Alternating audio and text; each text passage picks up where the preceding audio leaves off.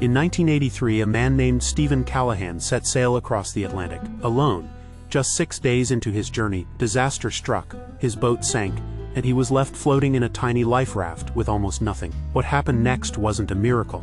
It was survival. Pure, raw, unbelievable survival. This is the story of the man who lived 76 days lost at sea, against all odds.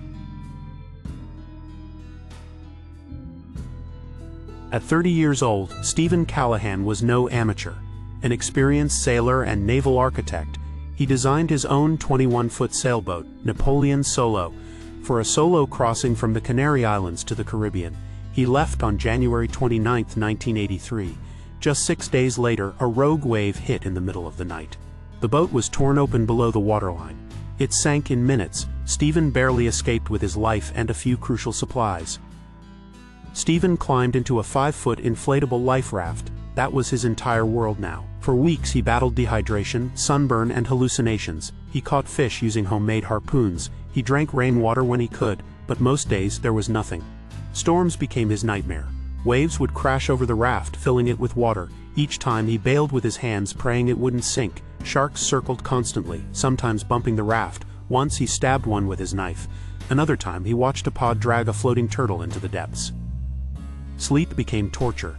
He drifted in and out of consciousness. Sometimes he cried, sometimes he sang to stay sane, and sometimes he saw things. Hallucinations blurred the line between dream and reality. He spoke to imaginary companions, imagined islands just beyond the horizon. Around day 40, something shifted. Stephen began documenting his life like a scientist. He tracked his mood, his energy, his thoughts. He rationed food perfectly.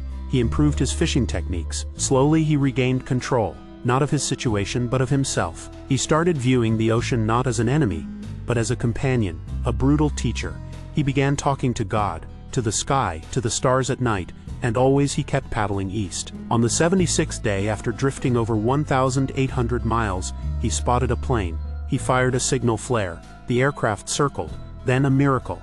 A French freighter appeared on the horizon. Stephen was weak, dehydrated, sun-blind, but alive. The crew said they never would have seen him if not for that flare. He had one match left, one chance. When asked how he survived, Stephen said, "I had to make myself more than human, just to stay alive as a human."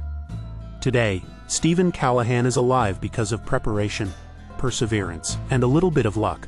His story is a testament not just to human endurance, but to the power of the mind when faced with impossible odds. If you're ever lost, remember, it's not just about finding land, it's about finding yourself first.